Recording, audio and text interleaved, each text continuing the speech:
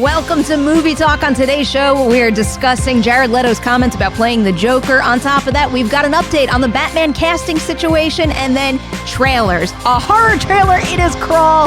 It looks so badass. Hopefully, our horror not-so-lover on this set, John Rocha, feels the same way. Otherwise, I'm kicking him off. Bye, Rocha. Pressure's on right now.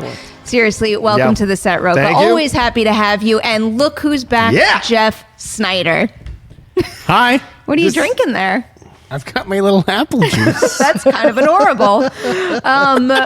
We do have a big lineup to get into today, but sadly, I have some really sad news to report right now because we just found out shortly before going live here that Peter Mayhew has passed away.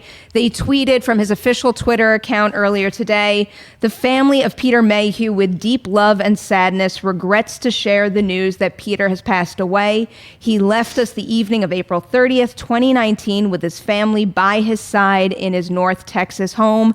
Rocha, I know you wanted to say a little something about Peter Mayhew's work. Yeah, you know, when you're getting back into Star Wars a few years ago, Christian Harloff was the one who brought me back on to Star Wars to get into it, doing that Far, Far Away podcast, and then moving on and doing other things, getting in the Jedi Alliance, and then producing Council. You start to fall back in love with these actors and these characters and this franchise, and you realize why it can still bring you all the way back to being a kid. And Chewbacca was the one, always, right? Solo did his thing, Leia did his thing, Luke did his thing. Who was constant as a Northern star? That was Chewbacca. He was always there, writing co-pilot, did it for 5 films, even did some work, I think, in the Force Awakens with, I forget the other actor's name. Joonas. Yeah, with Joonas there, back and forth. Joonas has always given him the proper love and respect for showing him the way to be Chewbacca. So to me, to hear this, we knew this was coming. His health had been deteriorating for some time, but still, it's an incredible sad loss, especially because Carrie Fisher wasn't that long ago in a lot of people who love Star Wars minds and hearts. And so it's another person who's left from the original trilogy, and it's heartbreaking on so many levels. But considering how much pain he was in, I hope now he is at peace.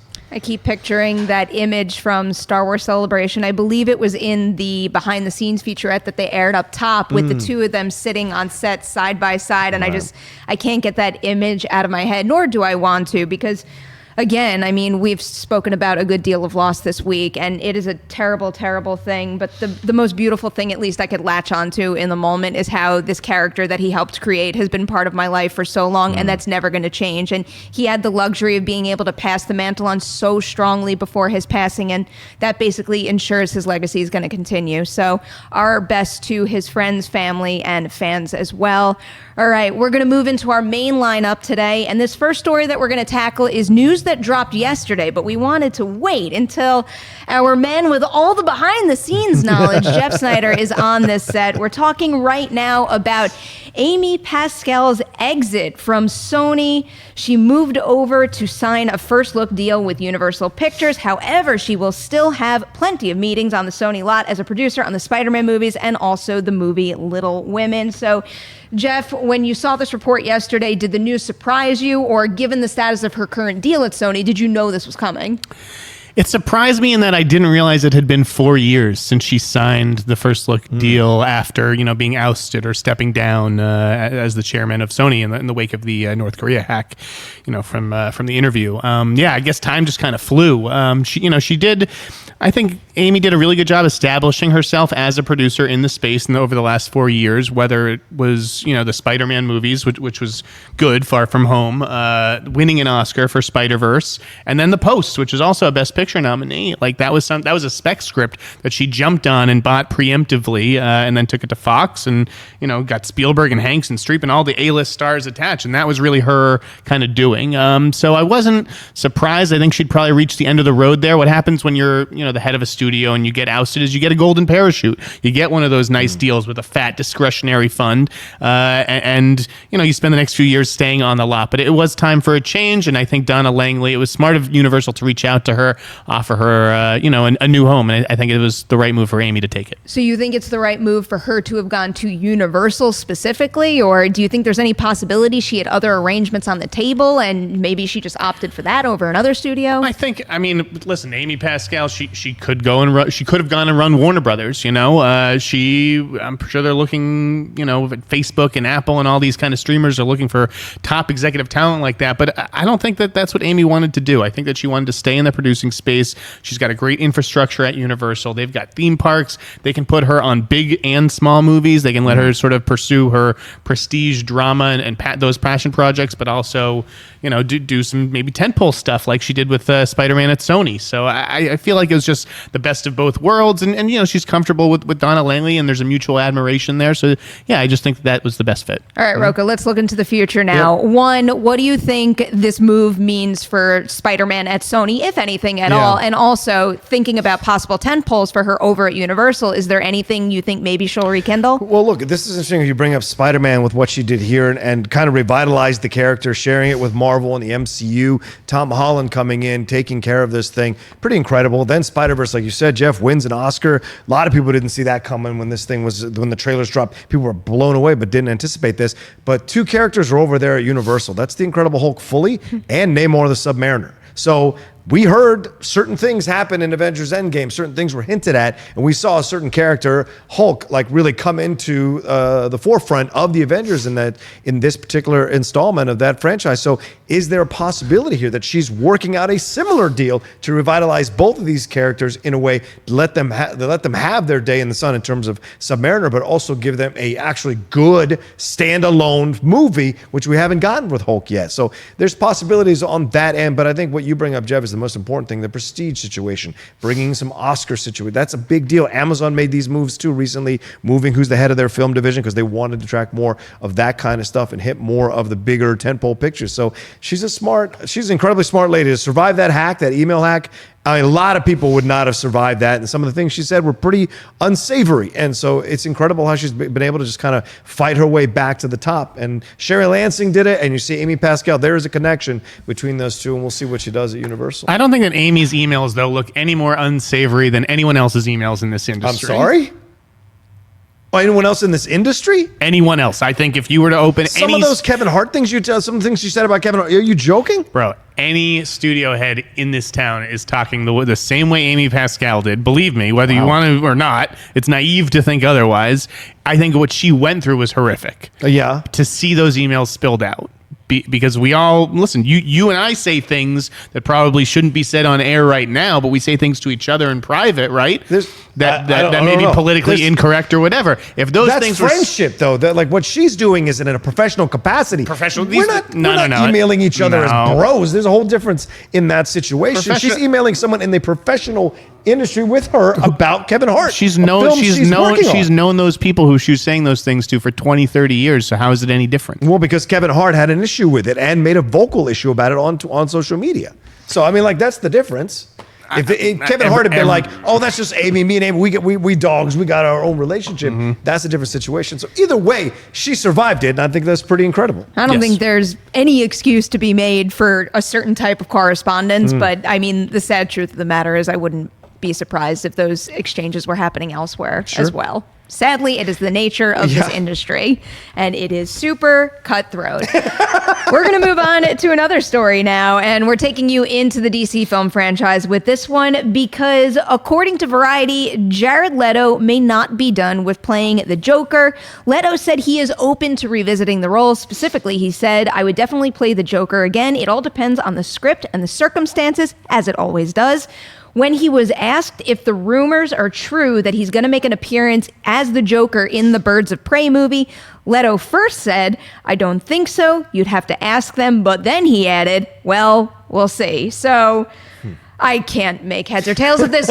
Rocha, let's say he does get the opportunity to reprise the Joker in any of these DC movies. Do you think he should even take it? I wonder, because if I'm Jared Leto and I'm taken all this crap for playing Joker, and Warner Brothers has went ahead and done a whole other Joker movie without me, I don't feel a lot of love. So if I'm an Oscar-winning actor, why the hell would I go back and take this role on again? It makes no sense. Maybe there's, he was kind of coy about whether he's going to be in Birds of Prey, kind of gave a two-answer to this, both sides. So who knows if he's going to show up some flashback situation or whatever. But like, to me, I wouldn't go back if I was Jared. And I respect the fact that he said he would. Like, that speaks volumes to his character that no matter how crappily they treated him, he still loves the character enough to come back and maybe have another shot at it, maybe do another version, another attempt at it. Sure. I didn't mind him so much in Suicide Squad. That whole movie's a mess. To pick only Jared out is really, I don't know why you would just do that. So to me, I respect the fact that he wants to come back. I just don't think he should.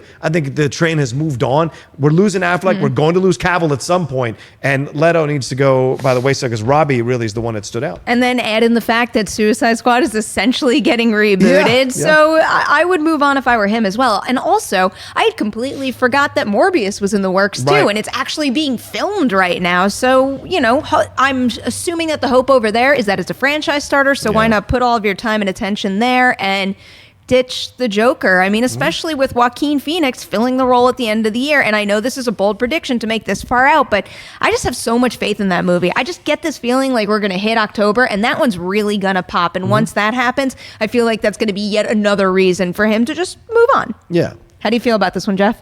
Yeah, I think it's over for him. I think Rocha's right. The train has moved on. Suicide Squad wasn't his fault. I thought he was absolutely fine. He did what David Ayer wanted. Unfortunately, what David Ayer wanted was proved to be an absolute disaster. I thought the design was cool. I would be down to have him come back, but I just don't see a place for him in the current DC universe, particularly with the fact that there is another Joker. I think that would probably be confusing. I think we've probably seen the last of him in the green hair. So there is another Joker movie that technically isn't connected to the DC film franchise as we know it thus far, but we still have Birds of Prey. We still have Margot Robbie's Harley Quinn, who has a connection to the Joker. Let's say Leto doesn't come back. Is it as simple as just saying, all right, time to recast, like maybe they were slightly considering with Suicide Squad? No. You don't think they should recast the Joker? No. Okay. No, I think if they bring the Joker back in like a Margot Robbie, Harley Quinn movie, it should be Jared Leto. It has to be. Yeah. Oh, interesting. Yeah, you think that they would recast again? Sure. How many guys can keep playing the Joker? No. I'm actually kind of with Jeff on this, and it's I'm not sure how much studio heads are really thinking about this, but it also feels like a little bit of a slap in the face too. After all he went through to bring that role to screen, and she gets to continue on with her role too. That. If they had taken that role, kept it in the franchise, but given it to a different actor, that would have it would have established some bad blood. I get what you're saying, but like you look at the original Batman movies, right? How many times was Batman recast? It was still considered the canon of the world. Alfred remained the same, so it's the same Batman, just recast. It's possible to recast. It's not, look, the way it went down is Leto was ridiculed, Robbie was elevated, and if that's how it works, then you recast to match someone who's going to match Robbie's elevation. Because look, if you're looking at the Joker lexicon, you're really doing something wrong. Everyone considers you pretty much in the back of the line, even behind Cesar Romero. You got Mark Hamill, you've got Heath Ledger, Jack Nicholson, who I'm not a big fan of anymore of that version of the Joker. But it's somewhere. But if you're all the way in the back, then there's no logical reason to bring him back and say, "Oh, we can't do this story unless we bring Jared Leto back." If there was chemistry, I don't think you could cast another white guy. I think you could totally reinvent the Joker and have like Lakeith Stanfield be the Joker, so that it's clear that like Jared Leto's Joker maybe met an untimely end somewhere in that universe, and there was a vacuum, and then someone else took the mantle of the Joker. But it would have to look completely different. Even if all the other specifics of this whole situation melted away, I don't even care what happens. Yeah. Make a whole nother Joker movie in addition to Jared Leto, in addition to Joaquin Phoenix, as long as I get to see Keith Stanfield play the freaking Joker. I would love, if you want to do, well, I don't know, Michael B. Jordan as Batman, Lakeith Stanfield as the Joker. That's a fun-ass alternate Batman Joker movie. That would be cool. There's a lot of possibilities out there, so maybe it does feel a little wrong to completely close the door, especially on such a rich character. That is important to Harley Quinn's journey too, but I guess I almost feel a little bad for him, because like you said, Jeff, it is just unfortunate circumstances for him, the way it was presented in that movie and the way I imagine that character was designed and then directed. I don't think he did anything wrong, so I don't know. To shut him out that quickly, something doesn't sit right with me. Guy's an Oscar winner. He is. He'll find something else. Yeah. He already has. What are we talking about? All right. Before we move on to story number 3, I have to remind you guys that we take your live Twitter questions at the end of the show. This is actually going to be the last day that happens. So send that in right now using the hashtag Collider Movie Talk. In the future, as in on Monday, May 6th, we're going to start to work with the live chat more than ever. So if you like sending in Twitter questions, you're going to have an opportunity to speak to us and to interact with us during the stories in the live chat. So keep that in mind. Tune in Monday. All right, moving on to story number 3. This is a big one. So there was a tweet sent out today by Justin Kroll from Variety, and he wrote, "Here's a small Batman update for you. Hearing the script is still being polished up and that there's a possibility shooting begins at the top of 2020 instead of fall 2019, which means it'll probably still be a minute before we find out who the next Caped Crusader will be." Jeff, you kind of like took that and ran with it and put together a piece for .com. So can you tell us about it?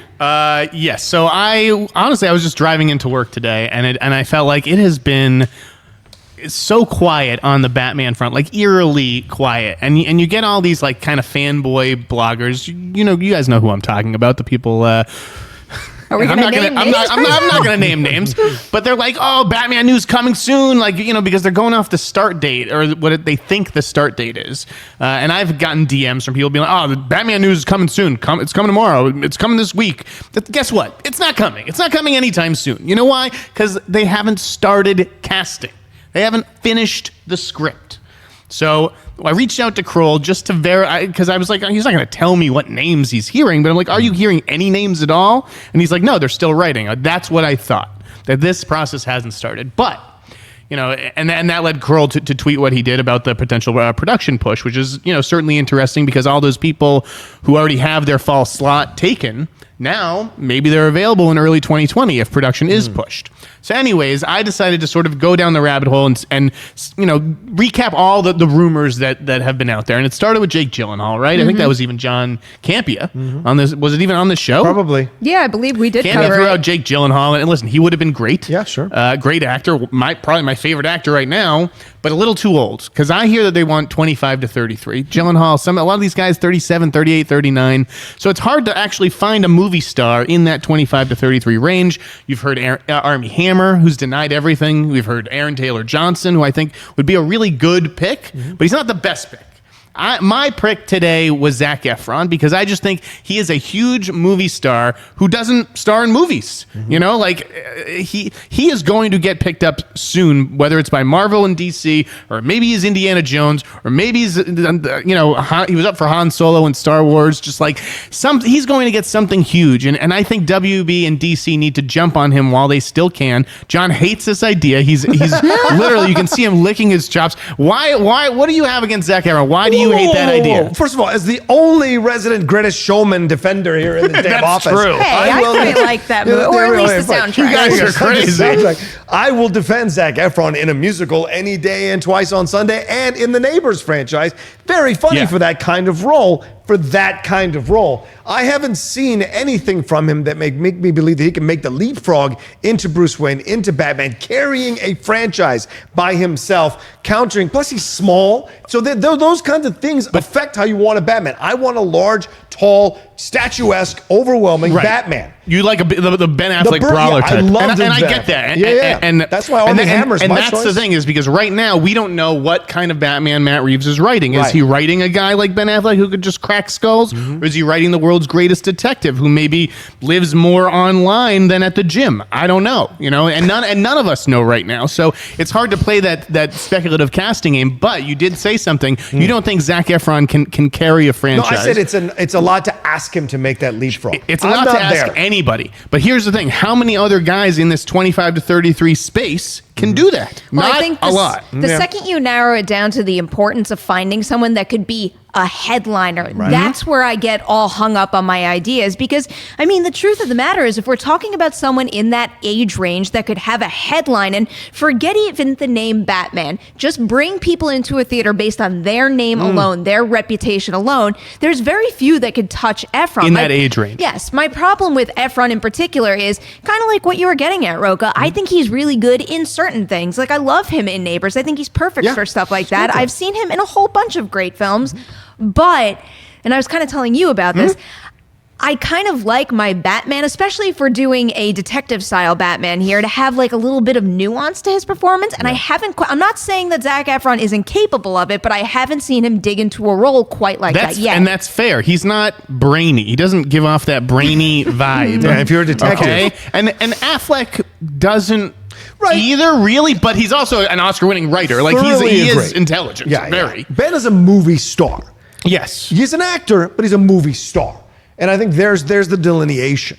Well, Efron's a young guy, though. I mean, he could be Ben Affleck 15 years from now. But and I think Perri makes a great point. Like, we haven't seen him do what Pattinson did. Pattinson went the independent film route. Worked with Cronenberg, all these different directors, showing what he can do, the range he has, these grimy, gritty, dirty roles, and got great notices for it. People were surprised. Same thing Kristen Stewart did. Went the whole other route. Both of these people have survived the Twilight thing, and now I could buy Kristen Stewart playing Lois Lane. I can buy Robert Pattinson. People have talked about Pattinson for possible Batman. Sure. I would have a hard time with it, but I would be open to the possibility to see what he could do with it. But with Efron, he hasn't done that. And maybe the Ted Bundy film, which you have enjoyed, are very glowing about. I haven't seen. I haven't seen it either. It's just the general consensus. The word is that he's very good in it. I'm mixed on it. I don't think Riley was too. I don't think it's a problem with the performances. I think it's more about the perspective that story was told from more so than anything. Okay. But you think Pattinson would work, and I not don't necessarily work. I would say I would be open to it. It's not the first name I would run to. Because I think Efron has been doing, like, The Greatest Showman. That's not a little indie,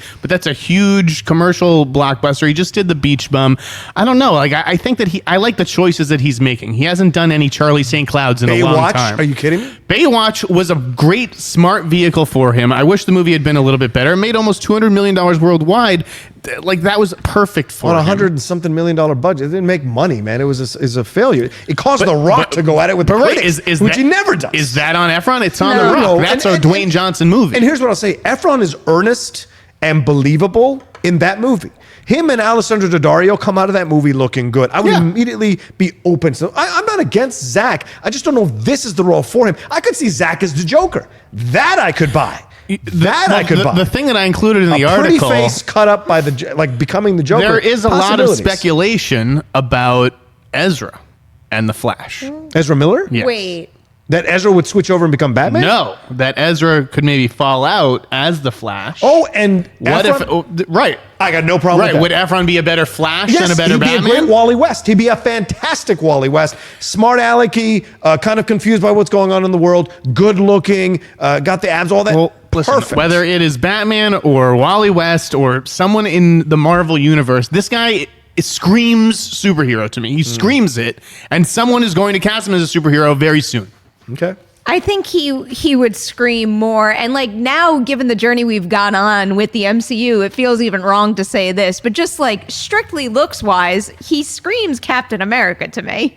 Yeah. But now knowing what Chris Evans did in that role, I would never guess that. People have always said, put him up for like Adam Warlock, that role, or I don't know what movie he would appear in. I like the idea of maybe like a Joker or going the villainous route, so I can see Zac Efron get weird. Yeah. Like that's what I want to see. I want to see him like go crazy, do something silly. Did you miss the Beach Bum, Perri? I did miss the Beach Bum. Actually, pretty weird in that. I missed that at South by. Should I go see that? Yeah, it was out already. I'll get a little bit of a taste of his range more. So we were tossing around some ideas today, and the one that I really liked was Evan Peters, because I think if anything good came out of every single American Horror Story season combined together, because I know some are hits and misses, it's that Evan Peters can do just about anything. And I feel like he is going to get severely shortchanged with what's going on with Dark Phoenix. Even though he had his moment as Quicksilver in that franchise for sure, he was a scene stealer. To see him lead as Batman, that seems like a really interesting kind of like shift for him to me. Do you think that they'll go with a guy at that level, though? I think that they want a bigger name. I mean, listen, he could go with a complete unknown who we've never even heard of, but it just seems like Batman is a movie star part, and I don't know that Evan Peters is a movie star. I'm really just curious, who would you put on movie star level with Zac Efron in that age range, though? Guys like Miles Teller and Michael B. Jordan, but, unfortunately... like that awkward moment Batman cast. Just Right. pick one of Yes, them. Exactly. Exactly. Which one lies in front of the sort toilet naked? That's what I had their shots, and I don't know that either of them are good enough or a right fit for Batman. But I don't know. There's a lot of names in that article. There's 25 or 30 names. Half of them, are a little too old. Maybe Timothée Chalamet is a little too young, a little too scrawny. A little waifish. Yeah. Right. So there's just a lot of factors to consider. But Who is your favorite name on that list, if not Efron? I mean, I really like the Emery Cohen call. Ooh. I really just think he's an intelligent actor, and he's a little doughy. I don't know. No offense. Look at me, Emery. But he would really interest me. Like if he got some real time in the gym, I wonder what he would look like when he came some out. interesting things. I would, got especially an intensity. with how much I love Brooklyn, and I don't think anything could be polar opposite to Batman more so than Right. his role in Brooklyn. But I am a big fan of his, so I would definitely vote And for that one. maybe it's going to be Armie Hammer, like everybody thinks it will. He's got the perfect looks. For it. You gotta give him a shot at this. Man from U.N.C.L.E., yes, didn't do that well. Guy Ritchie, whatever. But the chemistry between him and Cavill was off the charts. Incredible.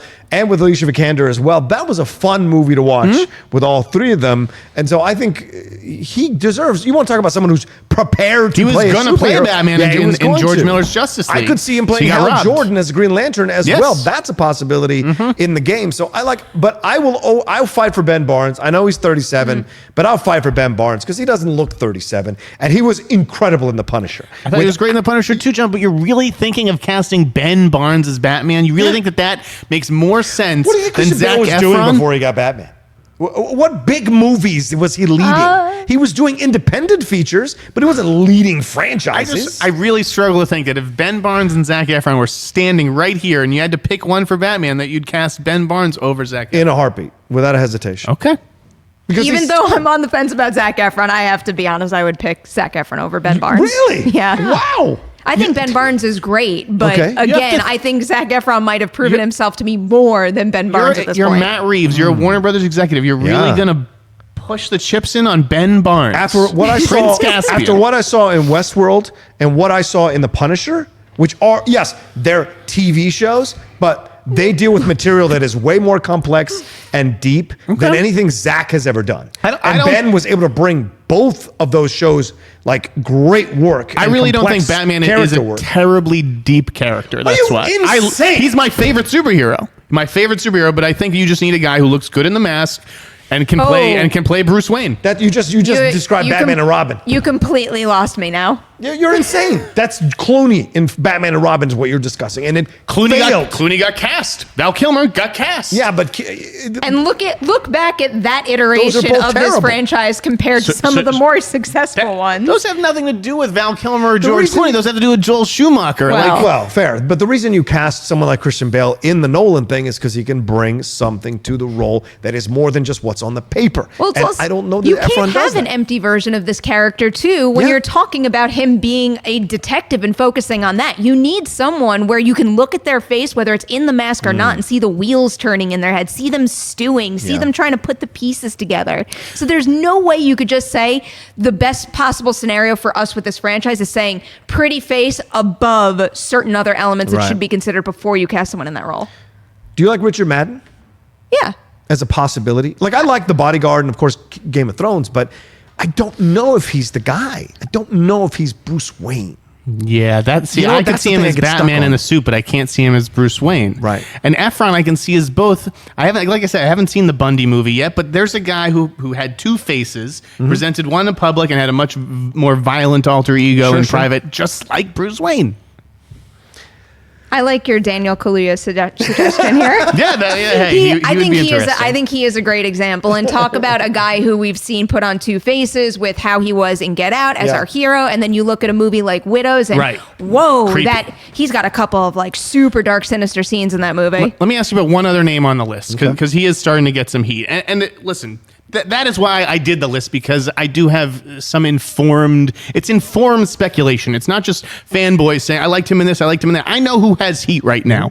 Christopher Abbott is a guy who has a lot of heat with Catch-22. Yes. But here's my question. Okay. If you're Christopher Abbott and you start having some discussions about Batman, naturally, you're going to go to George Clooney, who you just worked with on Catch-22, who gave you this big break, and you're going to say, George Clooney, what should I do? If you were me, would you do it? So let me ask you, if you're George Clooney, what do you tell him? Well, first, I think it's a completely different situation. Yeah. That, again, like we were all just talking about, that was a different type of Batman movie compared to what I think this is going to be. Christopher Abbott, I think, has officially gone to the tippy top of my list. He is so undervalued in this industry, it drives me nuts. What do you say? I say it's certainly a possibility to consider and have a conversation, maybe in a screen test for. I don't think he goes to Clooney at all because, like Perri said, it's a completely different franchise. Completely way more accomplished director than Joel Schumacher walking into this situation. And so Matt maybe Reeves. if you're It's a George different Clooney, interpretation. that's what you say. You say, listen, I was working with Joel Schumacher. I was screwed from the start. Matt Reeves is a really smart, talented filmmaker. I think you should go ahead and do Absolutely. it. Or does he say, listen, Batman's going to change your life and not necessarily for the best. Like you've got a great track right now. Keep moving on that track that you're going on and try to ignore all these big budget distractions around you. Well, I wonder what he said. I would find it ironic if Clooney said that. Clooney made his living off those kind of being the pretty guy in the room doing these things. And once he did that, he's a though, now gentleman, he's no longer dapper. interested. Right. And that's what's happened over the last few years. But I think this kid, what you're talking about, he's got some. And it's funny you suggest that guy, and Perri immediately lights up, and you light up about it. Why? Because he doesn't just walk around with a pretty face. The guy brings depth and complexity to the roles he does, and that's what you need from Bruce Wayne and Batman, especially if you're going to do it again. If you're going to do it again, and after the colossal debacle and mistakes you made with Ben Affleck, because that's not Ben Affleck's fault at all, and I'll go to my grave saying that, you want to bring someone with a new and interesting take who's going to be able to carry this thing emotionally. The weight of the loss of the parents, the weight of this, trying to navigate the world without them, the anger he has to negotiate as well, and the lines he comes close to crossing. You've got to bring someone who's dynamic to watch. The question, though, comes back to the name above the poster thing, where he's not even as well known as Evan Peters. Yeah, right, sure. But I don't think it matters. I think Matt Reeves is the name. I really don't think it matters too. I think it would actually behoove them to cast someone who has the acting chops to basically take this franchise all the way and actually make a really great movie with Matt Reeves versus trying to get attention by just finding the most famous person you can. Sony did that with Peter Parker, with Tom Holland, who wasn't a big name either. But the thing about Tom Holland is, as Spider-Man, you're in the mask. And that mask is all the way. Like that's just a CGI character swinging from skyscraper to skyscraper. I love what Tom Holland has brought to the role of Peter Parker. There was a point where we had all aligned for a hot second too, and now we're veering off in the other direction. we can move on. I don't want to eat up the entire show with this topic. But. Well, it was a worthwhile discussion. It was a good discussion. I'm glad you brought that up. And it was worth writing today, just because it's time to discuss it. It is, and hopefully we'll get some more concrete information, and we're going to continue to cover it on Movie Talk Live every single day of the week at 3 p.m. PT. Now we have one more story to hit briefly. It is a brand new trailer for a Paramount movie called Crawl. It's a survival horror/disaster film following Haley, played by Kaya Scodelario, who tries to find her missing father during a hurricane only to become trapped as the flood waters rise. Oh, and these floodwaters are filled with gators. The movie opens up July 12th.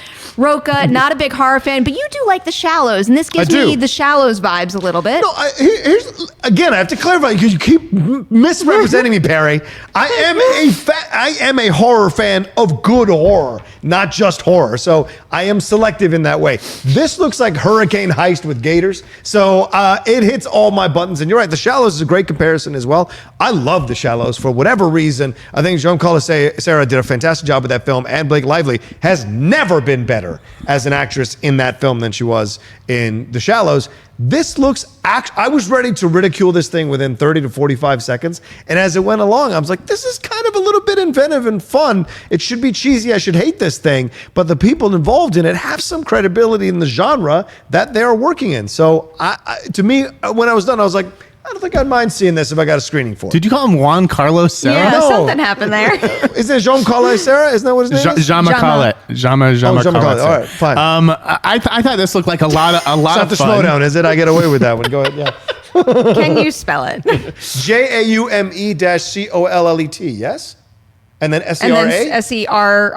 I thought it was Double SERA. A. Anyways, Oh, yeah. we got the spelling bee here, Collider. right. Did you see footage from this at CinemaCon? No, they showed the trailer. I thought it looked like a lot of fun. Yeah. I like Aha and I like Raimi. This looks like Deep Blue Sea with alligators. Okay. Although I can see the Shallows comp too. I think that there's hopefully a good father-daughter story that anchors this, because the whole thing is about her trying to save her dad, who's kind of stuck in this crawl space, I think. I've heard it's super gory.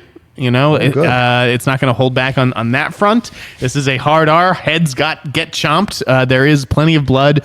So I think it'll be a fun summer movie, yeah. This is my kind of movie. I will say, though, this picture makes me freaking nervous. If something happens to that dog, I am checked out. It's not going to happen.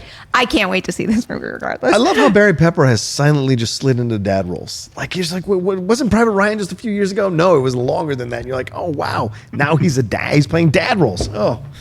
Well, that's why Rocha's going to go see this, to see Barry Pepper transition into Dad Zone. All right, we are moving on to our plugs, and we have a lot of them. Collider Live coming your way tomorrow morning, as always. And, we have a weekend show called Mailbag. And that guy, John Rocha, hosts it. What is on the lineup this weekend? Yeah, we got Jay Washington and we got Jason Inman. Jason will be on Saturday, Jay on Sunday. Jason's got something to plug there, a live episode of his podcast he's doing over there at the Arena Cinema Lounge. So he's coming on to answer questions from the fans and also plug that. And don't forget, tomorrow, live sports time. Josh McCouga, Jay Washington, and Matt Nose. We're doing a live sports time there at 1 o'clock on the Collider Sports YouTube and podcast feed. All right. If you guys want to see Detective Pikachu, we got a cool opportunity for you. You can enter to win tickets if you're in the Los Angeles area to a screening on Tuesday, May 7th. All you got to do is go on over to Collider.com. You've got all the instructions to win tickets there. So you could win tickets to the screening, which will also include a Q&A with director Rob Letterman. So sign up. Good luck. Now we have to plug New Movie Talk. This is the last day of the old format. Come Monday, May 6th, we are going to 3 p.m. PT Live, and we are moving to our 20-minute format where we will maximize every second of screen time. We will have so much fun with the live chat. And you know what? If you like what you saw on this particular episode of Movie Talk, you're going to want to tune in every single Wednesday, because you know who's going to be sitting at this desk with me? These two guys right here. Every Wednesday, Rocha and Sneider. Hey-o. You're going to get Haley 2 days a week. We've got Coy on a show. We've got Jay Washington on a show. Josh McCouga is going to join me every Friday. It is going to be a blast. I cannot wait to continue celebrating movies with you guys. All right. Twitter questions. We have so little time. I really want to ask this one right now. This one came from Nick Navarro. So he wrote, Jeff Fowler, the director of the Sonic movie, has publicly stated on his Twitter that he has heard the internet's outcry and is going back to the drawing board with the design of Sonic. Is this good news, smart news, or giving into internet bullying? Bro, the design wasn't the issue with that damn trailer. It was everything around it and those terrible 1990s jokes where Jim Carrey was cutting off poor Christopher, I forget the actor's name there, sadly cutting him off every single time. That was ridiculous. It was not the design of Sonic. I don't think that's the issue here. Well, that's one of the bigger issues. Really? Did you see that one image that's been going around about a fan online who in a single day took their design of Sonic and basically changed the whole feel of the character? Did he? Oh. I mean, I didn't look at the specifics, but the one thing that I really noticed that made a big difference is they basically took out Sonic's oddly human legs and gave him, shorter cartoon legs, and it looked right all of a sudden.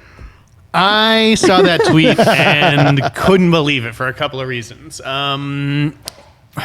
Let's see. I'm wondering how much I can say. So first of all, I'm trying to find out how true it is, because the idea of them redesigning this entire character at this point seems impossible. This seems like a bald-faced lie to just appease a fan base. I just don't see any possible way that they can go back into the movie at this point, 6 months before it opens, which means like 5 months before press screenings or whatever, and just redesign an entire character and redo all the effects. That seems impossible. Think about how much time and how many years go into making a single animated movie. You can't do that. That doesn't seem money-wise. Also, money. Why would you? This seems like sunken cost. Right. Exactly. Why do you spend more money if it seems like something isn't working? Yeah. The other thing is, it's just like, dude, you cannot give in to the social media crowd. Like, you cannot have them designing your characters. You can't have them making the movie. It doesn't even matter if the movie turns out bad. It's just a bad precedent to set for yourself as a filmmaker, with the rest of your career to look forward to. Because Jeff Fowler's a very young guy. He's like 40 years old. Yeah. And they gave him a pretty big movie. And forget the budget on this thing. The marketing budget would make your eyes pop out of your head, believe me. I think it looks fine. I think the movie will do just fine. I think that it's a few years too late. That's fair. That's fair. This movie should have been made 10 years ago. I don't know. Are kids still playing Sonic? Does Sega even still exist? Certainly the jokes were 10 years ago. That's for sure. Listen, it's going to be a throwback to 90s Jim Carrey. I heard that he walks away with the movie, that it's a really fun performance. Okay. I like Ben Schwartz. I like James Marsden. I like a lot of the elements here. I don't really care what the design is. He's a blue ball of fur. Either way you look at it. I don't need him to, his teeth or he has human teeth. Who cares what his teeth are like? Fans get crazy about the wrong thing. So I don't believe Jeff Fowler that they're going to fix it. I definitely don't think that he should have even gone on social media and said he was going to fix it. I know we're running out of time, but this is a conversation we may need to revisit down the road. This idea of this new generation of filmmaker being beholden to the social media reaction. Is this going to start becoming the norm, that studios, executives, and who grew up in the social media generation to bring a lot of weight to those reactions and have that alter movies or how they're made or go back to the drawing board and redo stuff like this? No one who was going to spend $12 on a Sonic movie is now no longer giving theirs $12 because of the design. I think so too. It's true. But I mean, you bring up a good point. That's the world we live in. I mean, we see it happen all the time with TV shows that are canceled. We experience it all the time right here in our teeny tiny corner of the world, where we like to hear what you guys think all the time. We know some of you are unhappy that Movie Talk is being shaved down to 20 minutes, but believe in us, we're going to make it a great change. You're going to come back to this show Monday, May 6th, 3 p.m. It's going to have a facelift. It's going to be a lot of fun. We're going to dig deep into every single story we cover. And best of all, we get to talk about it with you guys, interact with you guys live on the show. Jeff, Rocha, thank you so much. That's it? That's the show. This is it. We got to go. Oh, where's the cake? I would have gone to 4:45 today, Perri. Is there any more slices in the freezer? I think you bought yourself a few extra minutes, but all right. Oh, do you want to pose one last Twitter question yourself? Do we not have one more? All right. Well, we can do one more. Can we go one more, Adam? All right. One more, Adam? Yeah? Okay, we're going to go one more. I think I'm going to have to go I'm going to regret this. I'm going to instantly regret this. You are going to regret this. It's going to make me regret it. All right, here, let's go with like a little bit of a softball. We've got one from the Ace, and the Ace has asked us a couple times. What's your most rewatchable movies? He has Goodfellas, Unforgiven, and Braveheart. Thanks, guys. Hashtag Collider Movie Talk. Something fun and light to wrap up this iteration of Movie Talk. If you say the inside, I'll throw my phone in your face. Home Alone. I thought about it. Home Alone, Donnie Darko, The Crow, 7, Silence of the Lambs, Heat. That's it. Well, I would throw Heat and 7 in there. I would say Shawshank Redemption, Major League, Field of Dreams, and The Godfather Part 2, and Lawrence of Arabia. I'll go Jurassic Park, Scream, the entire Final Destination franchise, Stand By Me, Mean Girls. Let's throw 10 Things I Hate About You in there, because I was just talking about that earlier, and I love that movie. There you go. Okay. We're ending on a high note. Thank you guys again. Adam in the booth, thank you so much for all your support. Guys, we are so excited to roll into next week, and I hope you are too. I hope you come back. Tell everybody you know about Collider Movie Talk. It will still be right here on the Collider Video YouTube channel. It will always be helpful for you to like and share. Comment, say nice things in the comments. Tell us what you're loving about the new iteration. Hopefully it's everything. And then on top of that, we're still going to exist in podcast form as well. So tell everybody you know who needs movie news on the go where we will be. Oh boy, this is actually like a little more bittersweet than I expected. Have a great weekend, guys. We will see you Monday at 3 p.m. PT. I need more apple juice.